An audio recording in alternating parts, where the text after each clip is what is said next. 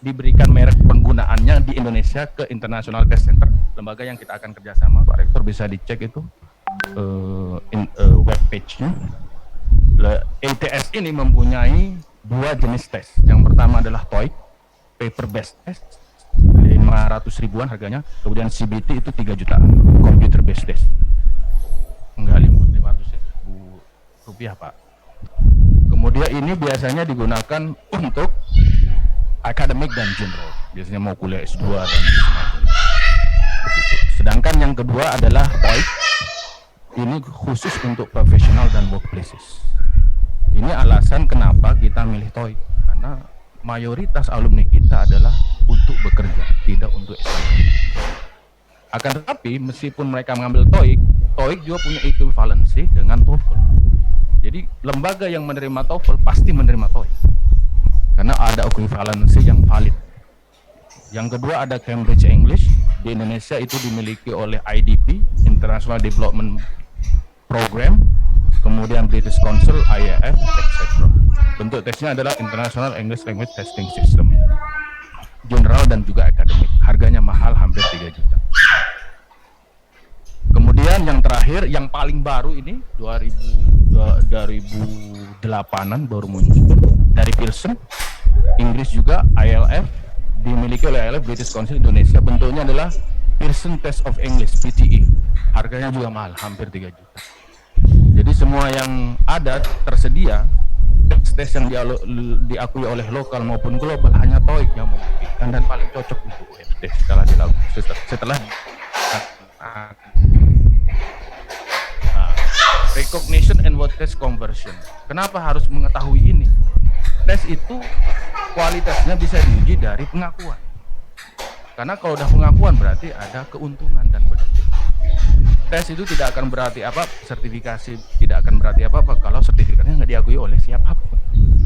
Atau hanya sebagian kecil lembaga yang mengakui. Tapi kalau udah TOEIC, TOEFL, IELTS, PTE itu hampir semua lembaga di dunia mengakui. Karena validitasnya, tes deskriptornya dan semuanya bisa ditelusuri. Coba diklik dulu yang pertama kalau ada internet.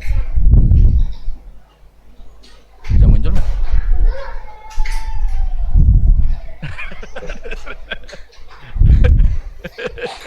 Lihat di tes ini. Coba keluar, bisa nggak? Keluar coba. Biar kita sama-sama ngerti itu kenapa ini. Apa?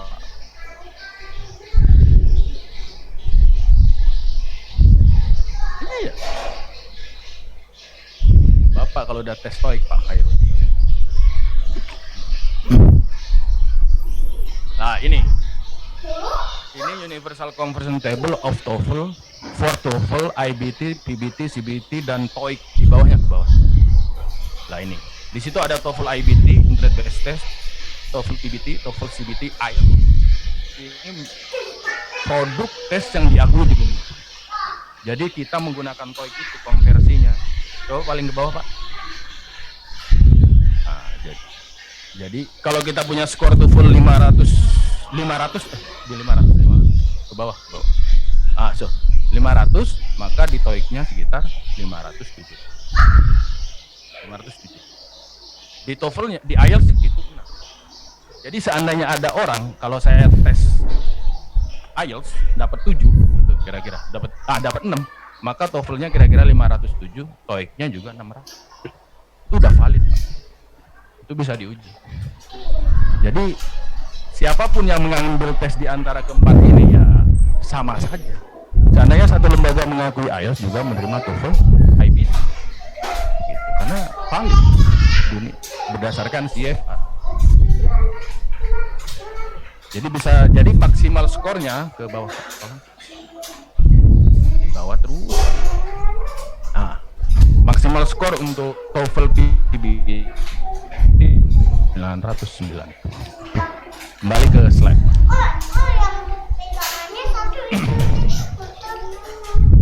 Nah, coba diklik yang kedua. Nggak apa-apa.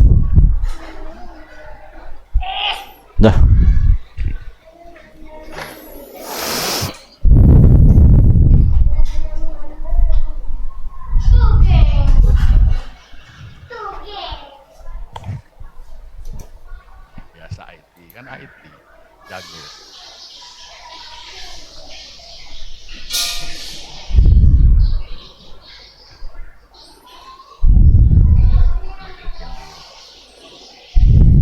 ini kenapa TOEIC nih. Jadi jelas itu kalau skor berapa di mana kemampuannya. Jadi kalau 250 berarti hanya untuk ngobrol biasa aja, survival need, how are you, where are you from, have you had your dinner, bla bla bla. Sampai elementary proficiency plus face to face conversation. Jadi kalau udah 600 dia bisa melaksanakan itu sebagai face to face conversation. Kalau udah 780 berarti working proficiency, bisa memimpin rapat. Jadi dengan adanya seperti ini, maka kemampuan bahasa alumni kita bisa diterima di mana kira-kira? Karena tadi kan info dari lembaga sertifikasi kompetensi bahwa alumni yang mempunyai sertifikat itu akan menjadi list pertama dalam Irjen Inspektorat tadi disampaikan. Pak Rektor juga hadir di situ. Jadi kalau ada rekrutmen yang punya sertifikat TOEIC dan TOEFL itu ada di paling atas untuk direkrut.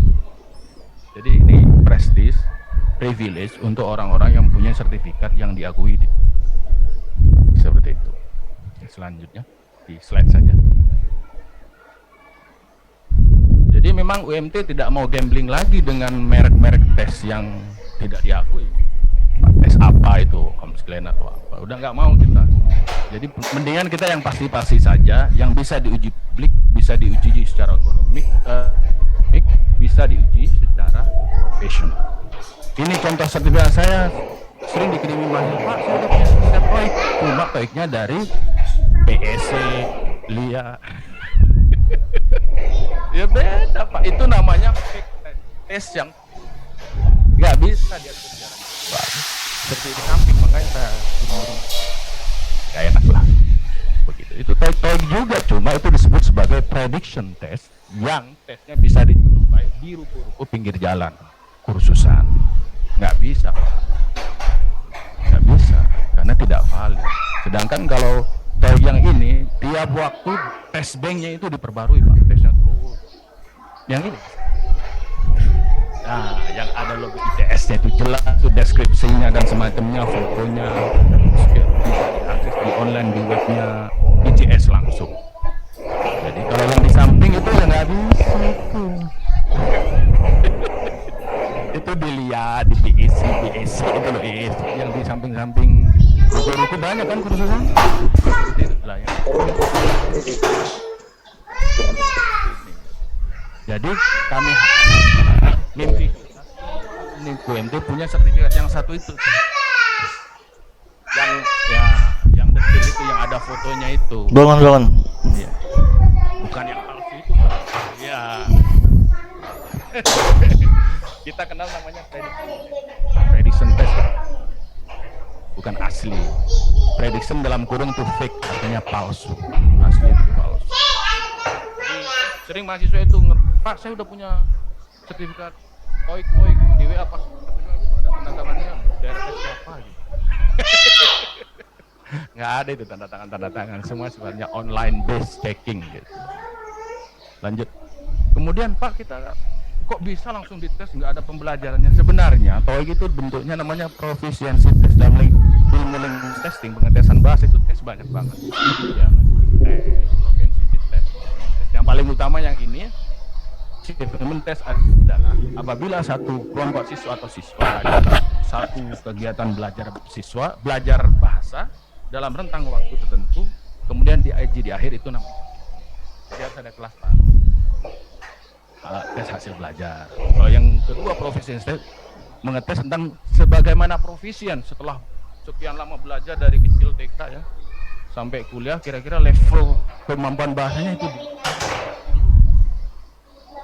Karena kita berdamai dengan orang-orang yang tidak mengerti, maka perlu itu diadakan kursus juga, sekaligus niat baik daripada pimpinan Universitas Muhammadiyah Tangerang untuk membantu meningkatkan skor mereka. Karena kalau skor TOEIC-nya tinggi, otomatis daya tawar bekerjanya juga tinggi.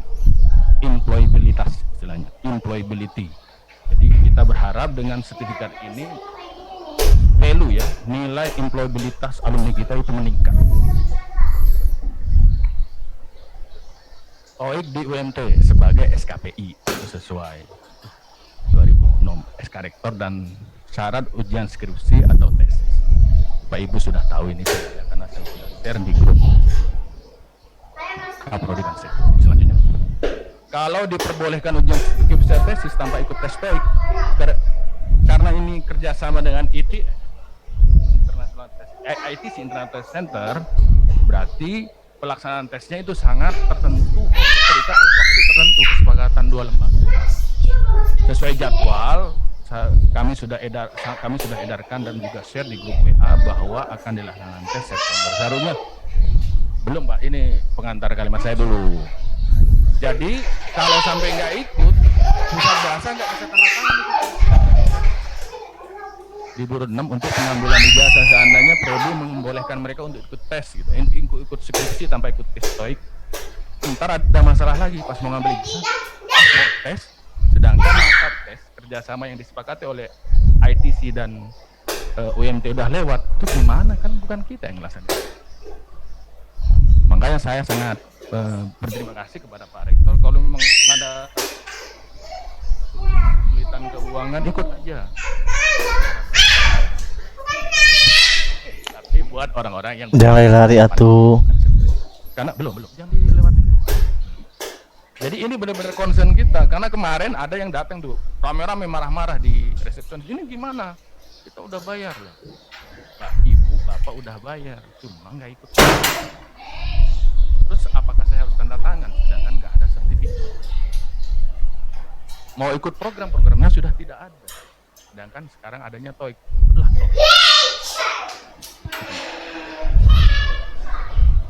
Jadi harus menunggu sampai September karena beliau-beliau itu, alumni kita itu melewati kesempatan untuk ikut program ini, sehingga pas ngambil ijazah kerepotan sendiri. Kan nggak mungkin dong pusat bahasa tanda tangan kalau nggak ada sertifikat. Tidak adil bagi semua orang, ini atas nama keadilan lagi.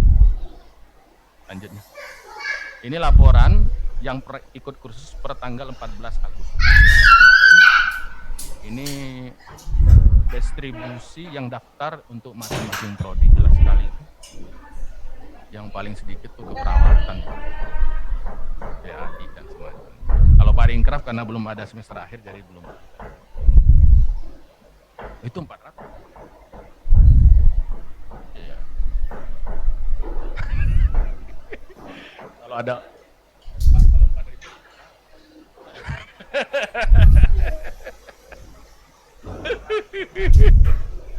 Ini yang baru ikut kursus, karena ikut kursus nggak bayar, seharusnya bisa daftar kapan aja.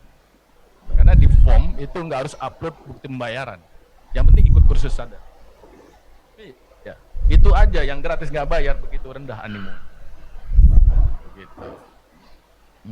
Lanjutnya Pak. Kalau ini yang bayar karena harus upload bukti pembayaran. Ya 198 peserta tes. Jadi kita ada masa 2 minggu, dari minggu depannya lagi sampai akhir Agustus untuk masa kursus realisasi tes. Jadi kami berharap sebagai pelaksana, Bapak Ibu Kaprodi, Sekprodi membantu kami mensosialisasikan ini. Karena kalau sampai diloloskan sidang, bukan niat memperlambat, tapi ntar kalau mau ngambil ujian pusat bahasa itu kerepotan banget Pak akan melaksanakan tes, karena masa tes pelaksanaan tesnya itu sudah lewat. Bisa saja pusat bahasa ngelaksanain tes yang abal-abal, yang prediction itu lagi-lagi prediction lagi. Oh iya, yang nggak ada bedanya seperti itu mah bagai menapuk air di belanga, itu kena muka sendiri ya Pak.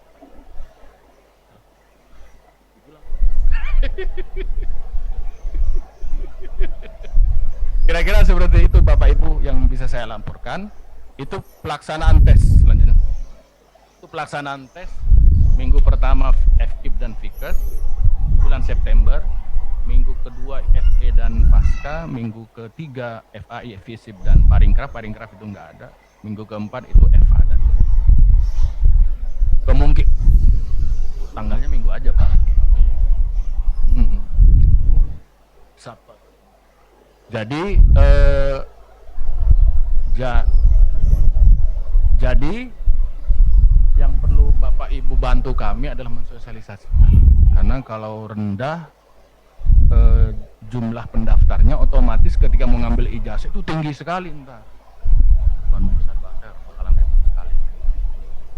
Lagi-lagi kita akan melakukan kesalahan yang salah, menciptakan sertifikat yang tidak diakui lagi. Saya rasa itu, kurang lebihnya mohon maaf.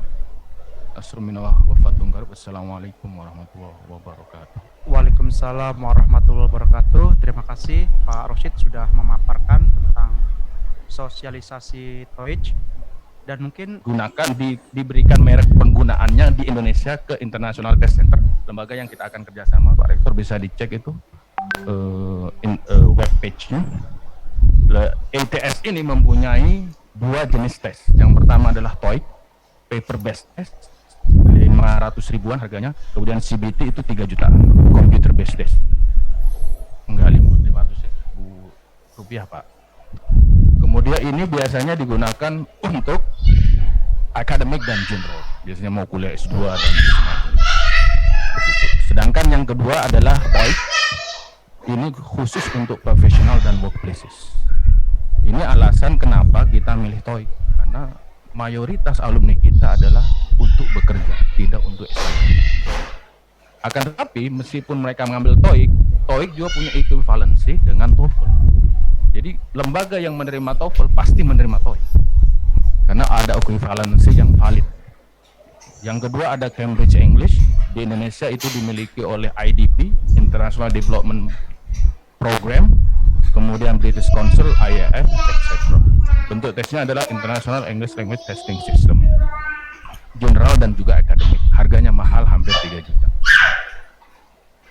Kemudian yang terakhir, yang paling baru ini 2008an baru muncul dari Pearson, Inggris juga, ILF, dimiliki oleh ILF, British Council Indonesia. Bentuknya adalah Pearson Test of English, PTE.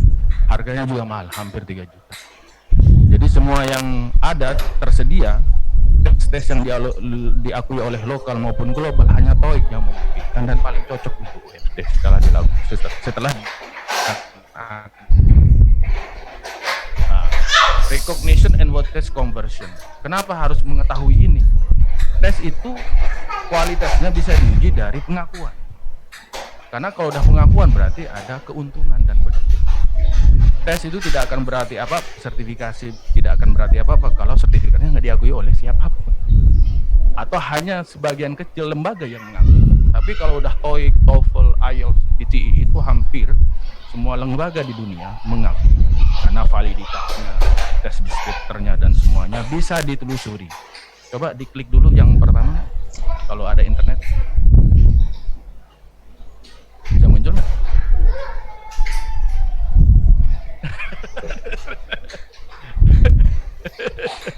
Lihat di tes ini. Coba keluar, bisa nggak? Keluar coba.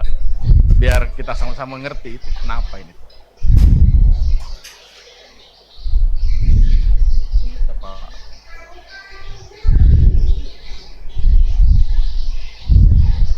Iya. Bapak kalau udah tes TOEIC Pak Khairul. Nah ini Universal Conversion Table of TOEFL for TOEFL, IBT, PBT, CBT dan TOEIC di bawahnya ke bawah. Nah ini, di situ ada TOEFL IBT, Internet Based Test, TOEFL PBT, TOEFL CBT, IELTS. Ini produk tes yang diakui di dunia. Jadi kita menggunakan TOEIC itu konversinya. Coba paling ke bawah Pak. Nah, jadi kalau kita punya skor TOEFL 500 ke bawah. Ah, so 500, maka di TOEIC-nya sekitar 507. Di TOEFL-nya, di IELTS itu. Jadi seandainya ada orang, kalau saya tes IELTS dapat 7 gitu, kira-kira dapat 6, maka TOEFL-nya kira-kira 507, TOEIC-nya juga 600.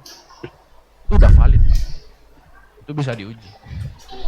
Jadi siapapun yang mengambil tes di antara keempat ini ya sama saja. Seandainya satu lembaga mengakui IELTS juga menerima TOEFL, IBT, gitu. Karena valid berdasarkan CFA. Jadi bisa jadi maksimal skornya ke bawah, di bawah terus. Nah, maksimal skor untuk TOEFL PB 909. Kembali ke slide.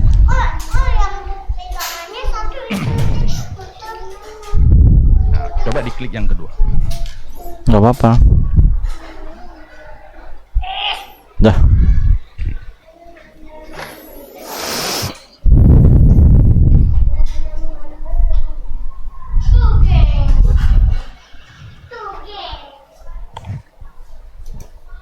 Biasa IT kan, IT jago.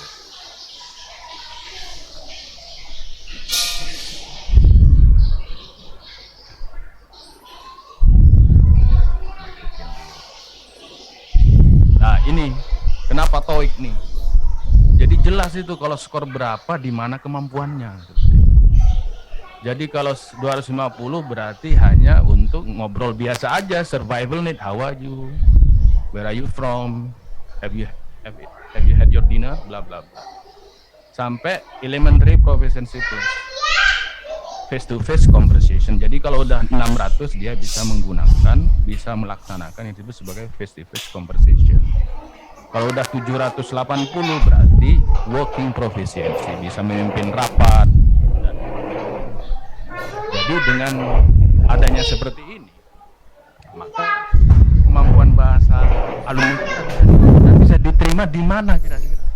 Karena tadi kan info dari lembaga sertifikasi kompetensi bahwa alumni yang mempunyai sertifikat itu akan menjadi list pertama dalam Irjen Inspektorat tadi disampaikan. Pak Rektor juga hadir di situ. Jadi kalau ada rekrutmen yang punya sertifikat TOEIC dan TOEFL itu ada di paling atas untuk direkrut. Jadi ini prestis, privilege untuk orang-orang yang punya sertifikat yang diakui seperti itu. Selanjutnya di slide saja. Jadi memang UMT tidak mau gambling lagi dengan merek-merek tes yang tidak diakui. Tes apa itu, Homesglen atau apa, udah nggak mau kita. Jadi mendingan kita yang pasti-pasti saja, yang bisa diuji publik, bisa diuji secara ekonomik, bisa diuji secara profesional. Ini contoh sertifikat saya sering dikirimi mahasiswa, Pak, saya udah punya sertifikat TOEIC, cuma TOEIC-nya dari PSC, LIA. Ya beda Pak, itu namanya fake tes yang nggak bisa diatur secara bagus. Seperti di samping, makanya saya nggak enak lah. Begitu. Itu TOEIC juga, cuma itu disebut sebagai prediction test yang tesnya bisa dicapai di ruko-ruko pinggir jalan, kursusan.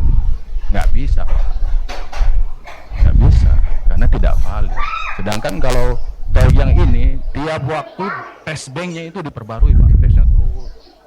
Yang ini, nah yang ada logo ITS-nya itu jelas, itu deskripsinya dan semacamnya, fotonya, bisa diakses di online di webnya ITS langsung.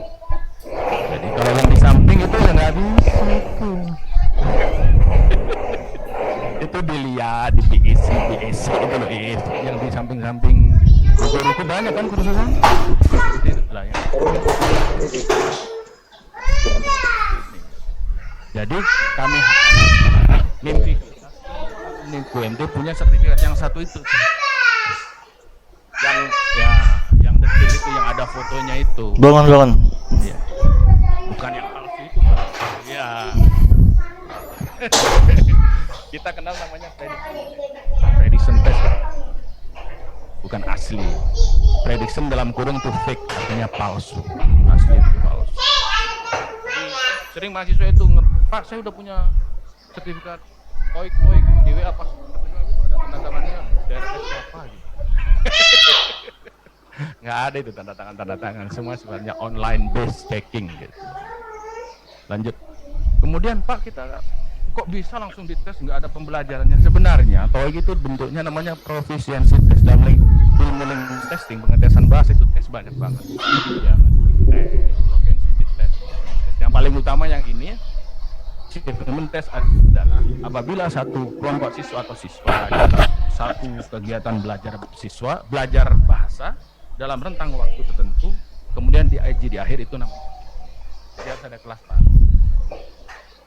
Tes hasil belajar. Kalau yang kedua proficiency test mengetes tentang sebagaimana profisien setelah sekian lama belajar dari kecil TK ya sampai kuliah, kira-kira level kemampuan bahasanya itu karena kita berdamai dengan orang-orang yang tidak mengerti, maka perlu itu diadakan kursus juga sekaligus niat baik daripada pimpinan Universitas Muhammadiyah Tangerang untuk membantu meningkatkan skor TOEIC. Karena kalau skor TOEIC-nya tinggi, otomatis daya tawar bekerjanya juga tinggi. Employabilitas istilahnya, employability.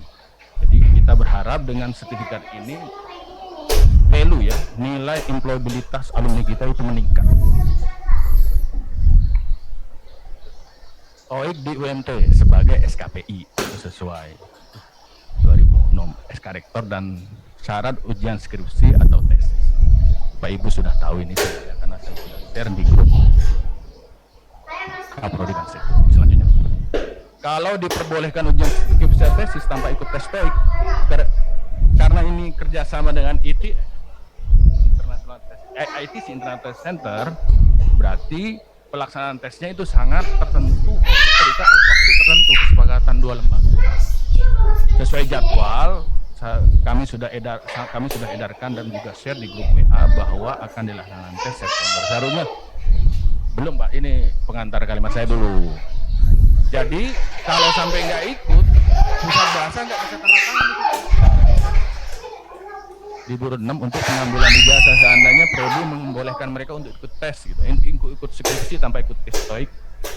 Ntar ada masalah lagi pas mau ngambil ijazah, mau tes, sedangkan masa tes kerjasama yang disepakati oleh ITC dan UMT udah lewat, itu gimana, kan bukan kita yang ngelaksanain. Makanya saya sangat berterima kasih kepada Pak Rektor. Kalau memang ada kesulitan keuangan, ikut aja. Tapi buat orang-orang yang Jangan lari atuh. Karena belum jangan dilewatin. Jadi ini benar-benar concern kita, karena kemarin ada yang datang tuh rame-rame marah-marah di resepsionis, ini gimana? Kita udah bayar loh. Nah, ibu, bapak udah bayar, cuma nggak ikut. Terus apakah saya harus tanda tangan, sedangkan nggak ada sertifikat? Mau ikut programnya sudah tidak ada, sedangkan sekarang adanya TOEIC.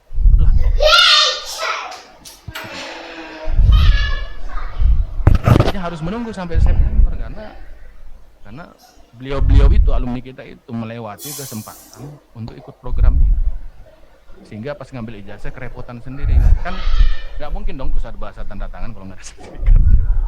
Tidak adil bagi semua orang, ini atas nama keadilan lagi.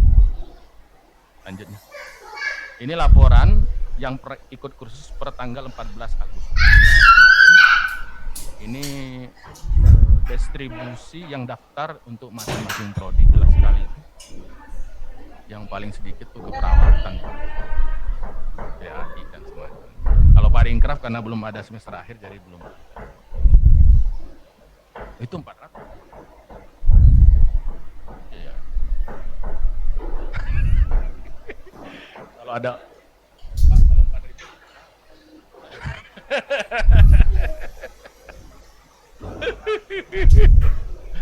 Ini yang baru ikut kursus, karena ikut kursus nggak bayar, seharusnya bisa daftar kapan aja. Karena di form itu nggak harus upload bukti pembayaran. Yang penting ikut kursus saja. Ya, itu aja yang gratis nggak bayar, begitu rendah animo. Begitu. Lanjutnya Pak. Kalau ini yang bayar karena harus upload bukti pembayaran. Ya 198 peserta. Jadi kita ada masa 2 minggu, dari minggu depannya lagi sampai akhir Agustus untuk masa kursus realisasi tes. Jadi kami berharap sebagai pelaksana, Bapak Ibu Kaprodi, Sekprodi membantu kami mensosialisasikan ini. Karena kalau sampai diloloskan sidang, bukan niat memperlambat, tapi ntar kalau mau ngambil ujian pusat bahasa itu kerepotan banget Pak akan melaksanakan tes, karena masa tes pelaksanaan tesnya itu sudah lewat. Bisa saja pusat bahasa ngelaksanain tes yang abal-abal, yang prediction itu lagi-lagi prediction lagi. Oh iya, yang nggak ada bedanya seperti itu mah bagai menapuk air di belanga itu, kena muka sendiri. Ya Pak.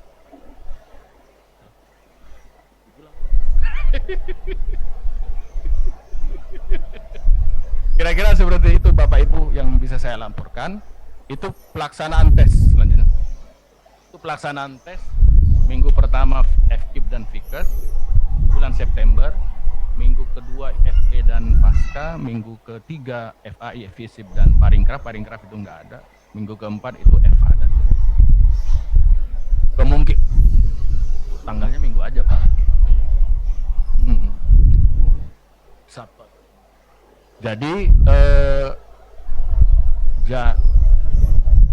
jadi yang perlu Bapak Ibu bantu kami adalah mensosialisasikan. Karena kalau rendah jumlah pendaftarnya, otomatis ketika mau ngambil ijazah itu tinggi sekali entah. Bukan besar bahasa bakalan repot sekali.